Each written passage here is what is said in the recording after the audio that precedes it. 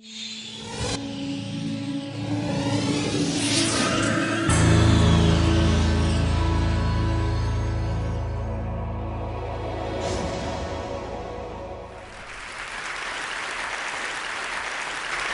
I was 9 years old, I went off to summer camp for the first time, and my mother packed me a suitcase full of books, which to me seemed like a perfectly natural thing to do, because in my family, reading was the primary group activity. And this might sound antisocial to you, but for us, it was really just a different way of being social. You had the animal warmth of your family sitting right next to you, but you were also free to go roaming around the adventure land inside your own mind. And I had this idea that camp was going to be just like this, but better. I had a vision of 10 girls sitting in a cabin, cozily reading books in their matching nightgowns. Camp was more like a keg party without any alcohol. And on the very first day, our counselor gathered us all together, and she taught us a cheer that she said we would be doing every day for the rest of the summer to instill camp spirit. And it went like this. R-O-W-D-I-E, that's the way we spell rowdy, rowdy, rowdy. Let's get rowdy. Yeah. So I couldn't figure out for the life of me why we were supposed to be so rowdy, or why we had to spell this word incorrectly.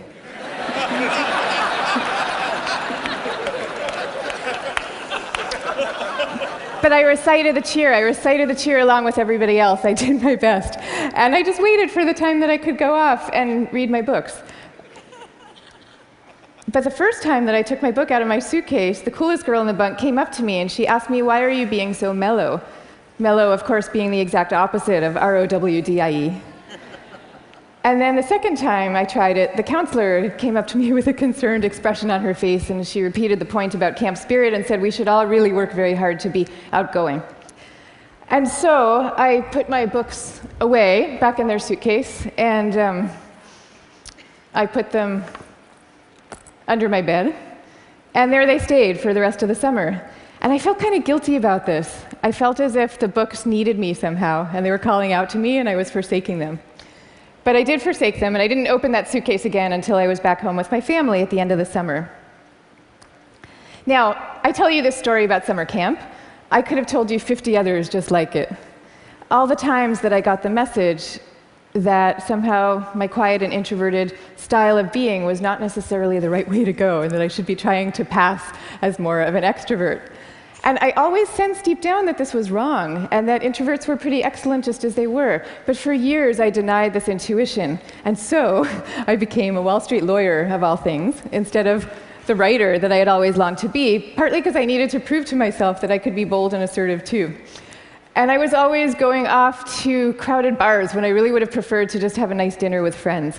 And I made these self-negating choices so reflexively that I wasn't even aware that I was making them.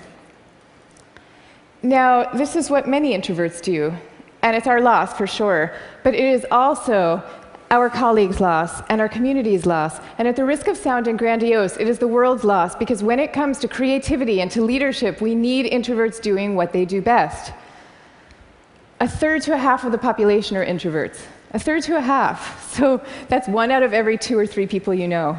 So even if you're an extrovert yourself, I'm talking about your coworkers and your spouses and your children and the person sitting right next to you right now.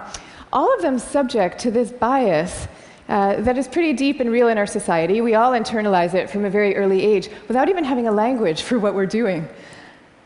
Now, to see the bias clearly, you need to understand what introversion is. And it's different from being shy. Shyness is about fear of social judgment. Introversion is more about how do you respond to stimulation, including social stimulation. So extroverts really crave large amounts of stimulation, whereas introverts feel at their most alive and they're most switched on and they're most capable when they're in quieter, more low-key environments. Not all the time, these things are an absolute, but a lot of the time. So the key then to maximizing our talents is for us all to put ourselves in the zone of stimulation that is right for us. But now here's where the bias comes in. Our most important institutions, our schools and our workplaces, they are designed mostly for extroverts, and for extroverts' need for lots of stimulation. And also, we are living through this belief system. We have a belief system right now that I call the new groupthink, which holds that all creativity and all productivity comes from a very oddly gregarious place. So if you picture the typical classroom nowadays, when I was going to school, we sat in rows. We sat in rows of desks like this, and we did most of our work pretty autonomously. But nowadays, your typical classroom has pods of desks, 4 or 5 or 6 or 7 kids all facing each other. And kids are working in countless group assignments, even in subjects like math and creative writing, which you would think would depend on solo flights of thought. Kids are now expected to act as committee members. And for the kids who prefer to go off by themselves or just to work alone, those kids are seen as outliers often, or worse, as problem cases. And the vast majority of teachers reports believing that the ideal student is an extrovert as opposed to an introvert, even though introverts actually get better grades and are more knowledgeable, according to research. Okay, same thing is true in our workplaces. Most of us work in open plan offices without walls, where we are subject to the constant noise and gaze of our coworkers. And when it comes to leadership, introverts are routinely passed over for leadership positions, even though introverts tend to be very careful, much less likely to take outsized risks, which is something we might all favor nowadays. And interesting research by Adam Grant at the Wharton School has found that introverted leaders often deliver better outcomes than extroverts do, because when they are managing proactive employees, they're much more likely to let those employees run with their ideas, whereas an extrovert can quite unwittingly kind of get so excited about things that they're putting their own stamp on things, and other people's ideas might not as easily then bubble up to the surface. Now, in fact, some of our transformative leaders in history have been introverts. I'll give you some examples. Eleanor Roosevelt, Rosa Parks, Gandhi, all these people describe themselves as quiet and soft-spoken and even shy. And they all took the spotlight, even though every bone in their bodies was telling them not to. And this turns out to have a special power all its own, because people could feel that these leaders were at the helm, not because they enjoyed directing others, and not out of the pleasure of being looked at. They were there because they had no choice, because they were driven to do what they thought was right. Now, I think at this point it's important for me to say that I actually love extroverts. I always like to say some of my best friends are extroverts, including my beloved husband. And we all fall at different points, of course, along the introvert-extrovert spectrum. Even Carl Jung, the psychologist who first popularized these terms, said that there's no such thing as a pure introvert or a pure extrovert. He said that such a man would be in a lunatic asylum if he existed at all. And some people fall smack in the middle of the introvert-extrovert spectrum, and we call these people ambiverts. And I often think that they have the best of all worlds. But many of us do recognize ourselves as one type or the other. And what I'm saying is that culturally, we need a much better balance. We need more of a yin and yang between these two types. This is especially important when it comes to creativity and to productivity, because when psychologists look at the lives of the most creative people, what they find are people who are very good at exchanging ideas and advancing ideas, but who also have a serious streak of introversion in them. And this is because solitude is a crucial ingredient often to creativity. So Darwin, he took long walks alone in the woods and emphatically turned down dinner party invitations. Theodore Geisel, better known as Dr. Seuss, he dreamed up many of his amazing creations in a lonely bell tower office that he had in the back of his house in La Jolla, California. And he was actually afraid to meet the young children who read his books for fear that they were expecting him to be this kind of jolly Santa Claus-like figure and would be disappointed with his more reserved persona. Steve Wozniak invented the first Apple computer sitting alone in his cubicle in Hewlett-Packard, where he was working at the time. And he says that he never would have become such an expert in the first place had he not been too introverted to leave the house when he was growing up. Now, of course, this does not mean that we should all stop collaborating. And case in point is Steve Wozniak famously coming together with Steve Jobs to start Apple Computer. But it does mean that solitude matters, and that for some people, it is the air that they breathe. And in fact, we have known for centuries about the transcendent power of solitude. It's only recently that we've strangely begun to forget it. If you look at most of the world's major religions, you will find seekers Moses, Jesus, Buddha, Mohammed, seekers who are going off by themselves, alone, to the wilderness, where they then have profound epiphanies and revelations that they then bring back to the rest of the community. So no wilderness, no revelations. This is no surprise, though, if you look at the insights of contemporary psychology. You know, it turns out that we can't even be in a group of people without instinctively mirroring and mimicking their opinions, even about seemingly personal and visceral things like who you're attracted to. You will start aping the beliefs of the people around you without even realizing that that's what you're doing. And groups famously follow the opinions of the most dominant or charismatic person in the room, even though there's zero correlation between being the best talker and having the best ideas. I mean, zero. So you might be following the person with the best ideas, but you might not. And do you really want to leave it up to chance? Much better for everybody to go off by themselves, generate their own ideas, freed from the distortions of group dynamics, and then come together as a team to talk them through in a well-managed environment and take it from there. Now, if all this is true, then why are we getting it so wrong? Why are we setting up our schools this way and our workplaces? And why are we making introverts feel so guilty about wanting to just go off by themselves some of the time? One answer lies deep in our cultural history. Western societies, and in particular the US, have always favored the man of action over the man of contemplation. And man of contemplation. But in America's early days, we lived in what historians call a culture of character, where we still, at that point, valued people for their inner selves and their moral rectitude. And if you look at the self-help books from this era, they all had titles with things like character, the grandest thing in the world. And they featured role models like Abraham Lincoln, who was praised for being modest and unassuming. Ralph Waldo Emerson called him a man who does not offend by superiority. But then we hit the 20th century, and we entered a new culture that historians call the culture of personality. You know, what happened is we had evolved from an agricultural economy to a world of big business. And so suddenly people are moving from small towns to the cities. And instead of working alongside people they've known all their lives, now they are having to prove themselves in a crowd of strangers. So quite understandably, qualities like magnetism and charisma suddenly come to seem really important. And sure enough, the self-help books change to meet these new needs. And they start to have names like How to Win Friends and Influence People. And they feature as their role models really great salesmen. So that's the world we're living in today. That's our cultural inheritance. Now, none of this is to say that social skills are unimportant. And I'm also not calling for the abolishing of teamwork at all. You know, the same religions who send their sages off to lonely mountaintops also teach us love and trust. And the problems that we are facing today in fields like science and in economics are so vast and so complex that we are going to need armies of people coming together to solve them, working together.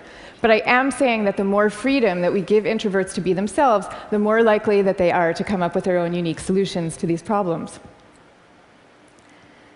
So now, I'd like to share with you what's in my suitcase today.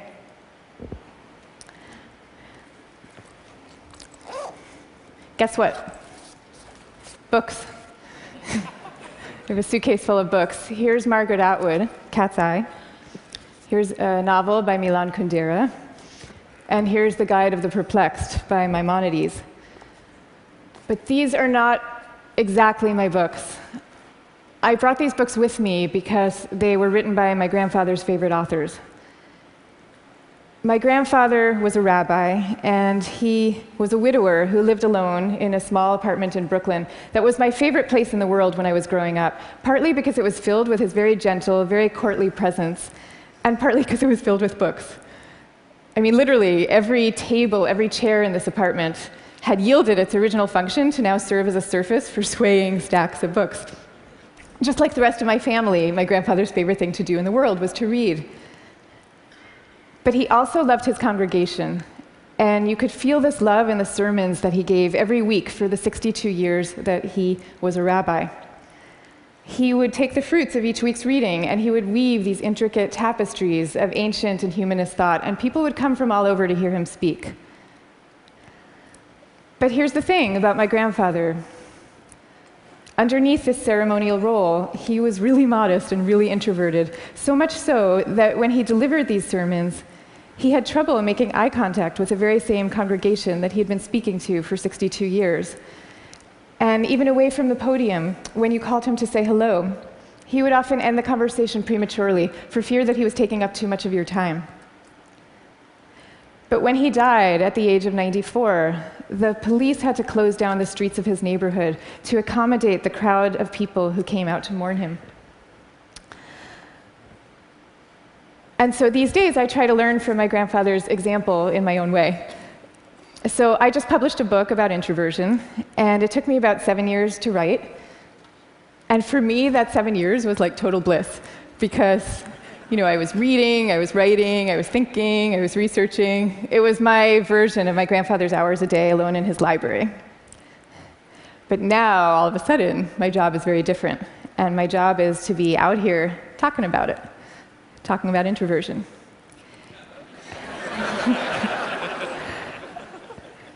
And that's a lot harder for me, because as honored as I am to be here with all of you right now, this is not my natural milieu.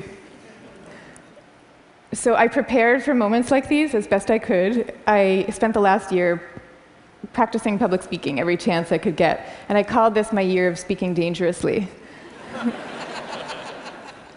And that actually helped a lot. But I'll tell you, what helps even more is my sense, my belief, my hope, that when it comes to our attitudes to introversion and to quiet and to solitude, we truly are poised on the brink of dramatic change. I mean, we are. And so I am going to leave you now with 3 calls for action for those who share this vision. Number 1, stop the madness for constant group work. Just stop it. Thank you. And I want to be clear about what I'm saying, because I deeply believe our offices should be encouraging casual, chatty, cafe-style types of interactions, the kind where people come together and serendipitously have an exchange of ideas. That is great. That's great for introverts, and it's great for extroverts.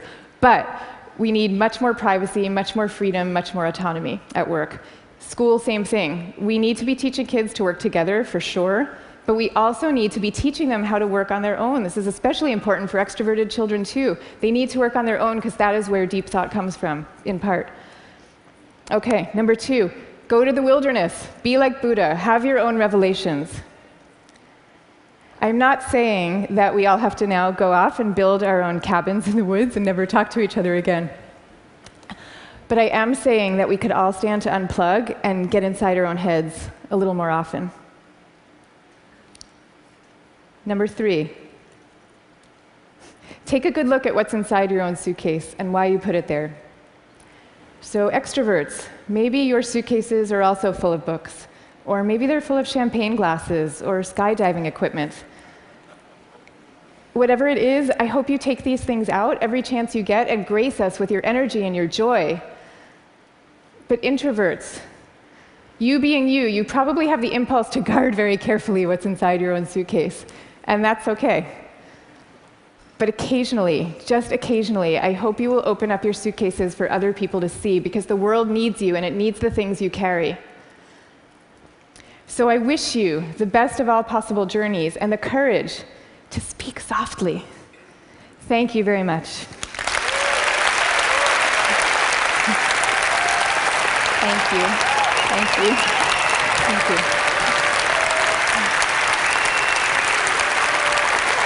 Thank you.